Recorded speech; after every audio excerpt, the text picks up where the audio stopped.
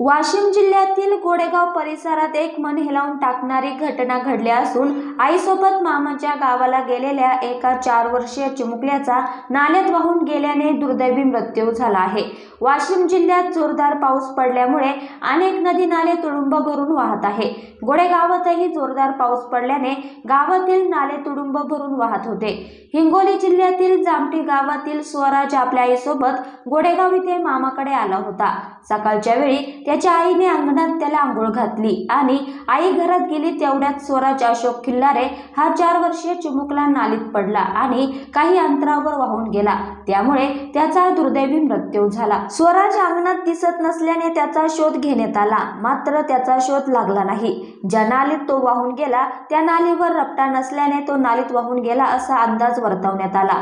त्यानंतर काही अंतरावरील नाली जेसीबीच्या साहाय्याने खोदून नाल्यातील मोठा पाईप बाजूला काढला असता त्याचा मृतदेह वाहून बाहेर आला। स्वराज नाल्यात पडला आणि पुढे जाऊन पाईपात अडकला, त्यामुळे श्वास न घेता आल्याने त्याचा मृत्यू झाल्याचं सांगण्यात येत आहे। या दुर्घटनेमुळे गावात शोककळा पसरली।